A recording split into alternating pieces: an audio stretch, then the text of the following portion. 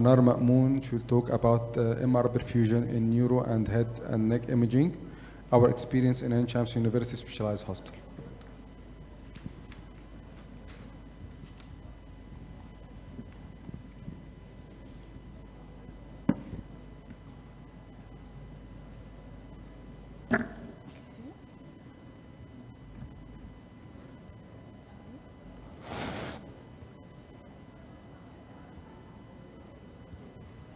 Okay, good morning.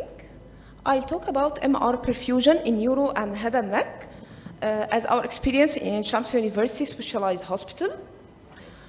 Before starting, I want to get sure that you all get the idea of perfusion. Perfusion is not the same as contrast enhancement. Not every contrast enhancing lesion is a hyperperfused one. Perfusion refers to the blood flow through tissues, while contrast enhancement refers to the leaky vessels, abnormal vessels that leak contrast. Okay? So hyperfusion means that there is a lot of blood flow within the tissue. Brain perfusion has many indications. It's critical for stroke imaging. We use it for tumors, for initial diagnosis, characterization, grading, follow-up. It can guide biopsy by knowing the more hyperperfused areas within the tumor. It has a very important role in vascular malformation and the neurodegenerative diseases. In head and neck, perfusion has an important role for tissue characterization, staging of tumors, and monitoring. There are contrast-enhancing techniques and non-contrast-enhancing techniques that can be used to get perfusion images.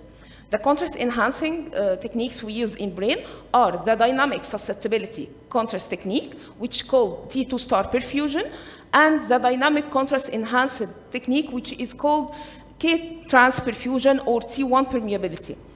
And the usually acquired non-contrast-enhancing perfusion imaging is the arterial spin labeling. Starting with the contrast-enhancing perfusion, I'll start with the basic one, or the more common one, which is the dynamic susceptibility contrast technique, which uses T2 star images in a very short manner and to get time intensity curves, as I'll show later. As the contrast passes within the tissue, there is drop of signal corresponding to the contrast itself, because this is a T2 star image, a gradient image. So, as the blood flow increases or the contrast passes, there is a drop of signal. Again, the contrast passes, we start imaging before injection of the contrast. Then, with contrast passage through the tissue, there is decline in the curve because the signal intensity of the tissue decreases. Then there is a recovery. We can get different maps: cerebral blood flow, cerebral blood perfusion, mean transit time, and time to peak. This is a qualitative maps. We can evaluate qualitatively. And we can do post-processing to get a more quantitative data. We do the post-processing techniques using our workstations. I am using the manual method. I apply a region of interest on a blood vessel. Then we have different curves. I choose the most appropriate appearing curves. Then further processing show us the different color-coded maps: cerebral blood flow, perfusion, volume, and the time intensity curves. We can apply region of interest to get the time intensity curves, which represent a semi-quantitative assessment method. And furtherly, we can get quantitative data with numbers and percentages. The second contrast-enhancing method we use for perfusion is the T1 weighted image, or T1 permeability. That depends on injection of the contrast, then acquiring T1 weighted images instead of the T2 star images acquired with the T2 star perfusion. So the signal increases on time on injection of the contrast. Here is the appearance of the curve acquired from the T1 permeability study, and the different color-coded map, which is the K-trans, KEP, and VE. The most important for us is the K-trans. I'll talk about it now. An example of the K-trans map, we can perform a kind of fusion or overlap of an anatomical or conventional imaging with the perfusion for better analysis and demonstration of the enhancement pattern with perfusion to the surgeon or the referring clinician. The K-trans, which is the parameter we acquire from this study, is called the volume transfer constant. It's expressed in milliliters per minute per 100 milliliter. It represents the rate at which contrast moves from the plasma to the extracellular space. It represents how leaky the vessels are. In a similar way to normal contrast enhancement, but with contrast enhancement, the vessels are leaky and the contrast passes through tissues, but we are not assessing its timing. The K-trans, we assess how quickly the contrast leaks from the intravascular to the extravascular compartment, while the usual contrast enhancement, we assess the presence of leakage, not in a timely manner, so they are different. The K-trans depends on disruption of the blood-brain barrier, but this doesn't mean that it goes to zero in a normal tissue. It will be low value, low K-trans value, but not zero. High K-trans value is more specific than cerebral blood volume for showing how aggressive this lesion. We prefer to combine both techniques. By combining both with contrast and perfusion, high enhancement and high K-trans value usually goes with aggressive tumor like GPM. Enhancing lesion with a low K value represent a damaged tissue, like radiation necrosis. We can see enhancing lesion, but the K-trans value is low because there is no high rate of contrast leakage. The low enhancement and high K-trans is considered suspicious because the K-trans value and the perfusion can precede the changes that occur with contrast enhancement.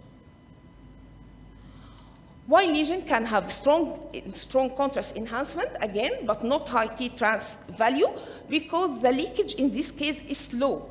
But it has enough time, so the contrast accumulates with time. It takes its contrast, but in a delayed manner, like radiation necrosis. Again, I'll talk about the difference between cerebral blood volume and K-trans. Cerebral blood volume means how many blood vessels or how wide caliber are the blood vessels within the tissue, commonly due to the angiogenesis that occur with tumors, okay?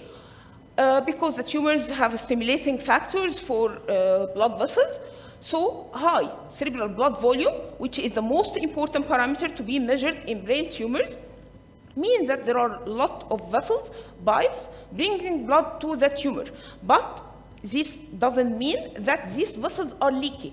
There can be lots of vessels, as in low-grade gliomas, but not leaky. While K-trans, high K-trans value means that these vessels are leaky. Okay? High K-trans value occur when the blood vessel is disrupted, blood-brain barrier is disrupted, while cerebral blood volume occur when there is a large number of vessels and high density. High cerebral blood volume and high K-trans in interpretation means that there is dense vasculature and the vessels are abnormal, so leakage of contrast occur. While high cerebral blood volume with a low K-trans value means that this is a highly vascular tumor, but the blood-brain barrier is intact. That could occur with vascular malformation and low-grade gliomas with intact blood-brain barrier.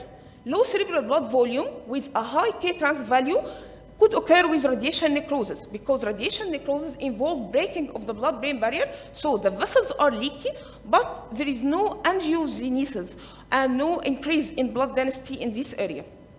Low cerebral blood volume and low K-trans is considered safe finding for low metabolic lesion and stable blood-brain barrier. For the importance of acquiring both techniques and to have data about K-trans and cerebral blood volume, there is a technique we use which is called split two bolus technique to acquire both perfusion techniques in the same session for the patient. This saves the patient another additional study to get the data from other exam, and also save the patient and his kidney the excess contrast. We use two bolus, starting with the T1 permeability, then T2 star. The total contrast dose is 0.1 millimole per kilogram. There are requirements for this technique to be performed correctly. First, the cannula should be a wide bore cannula, at least pink cannula for an adult, and preferably more. The preferable technique is to use injector, but it still can be done with manual injection, but with experienced personnel who know how to inject constantly and rapidly. We inject in two manners, in two bolus. The first one involves about 0.25% of the total dose, while the second one involves about, we take 75% of the rest of the dose. We start with T1 images, and I say why we use this method. We inject a small dose with a moderate injection rate, just 2 to 3 milliliters per second. This technique takes about 5 minutes, okay? Then we should have a pause or a delay for 5 to 7 minutes. Of course, we do not leave the patient on his own, and we use this delay to acquire other sequences like T2 images and DWI. Okay, then we perform the second bolus injection, the T2 star, but this time it's performed with a high injection rate by 4 to 5 milliliters per second, and we acquire the T2 star images and performing post-processing. Why we perform post techniques? To get the benefits of both and to be more reliable and consistent, to have consistent data. High cerebral blood volume with a high K-trans usually goes with aggressive tumor with angiogenesis and blood-brain barrier disruption, while low cerebral blood volume and high K-trans likely represent leaky vessels without significant new vascularity. So it could be necrosis or other else rather than tumors. Okay, we should start with T1 perfusion and not T2 star perfusion, because the small bolus we give in the start do not disrupt the T2 star perfusion. Okay, T2 star perfusion not disrupted by the 25% of the dose we inject first, while the reverse. If we started with the dynamic susceptibility imaging, excess gadolinium will be present in the extracellular space. So when we perform the dynamic contrast enhancing T1 permeability, there is no pre-contrast baseline. So the curves will be flattened and disrupted and no reliable data. Again, summary, dynamic, we start with the dynamic contrast enhancing technique, which is the T1 permeability by injecting quarter of the dose. Then we perform the dynamic susceptibility imaging with a delay of 5 to 7 minutes in between. We use this period to acquire other sequences that are not affected by contrast injection. And we acquire, by this technique, the data of cerebral blood volume, cerebral blood flow, that represent the density and size of vessels, while the other technique, we acquire the K-trans value, how leaky. Another technique is the arterial spin labeling, which is the non-perfusion technique. In this technique, the MRI machine uses the patient's own blood as a contrast agent.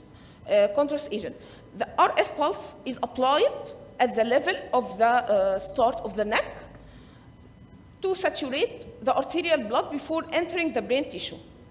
Then, after a short delay, the labeled blood flow to the brain tissue, starting to change the signal intensity, and two images are acquired.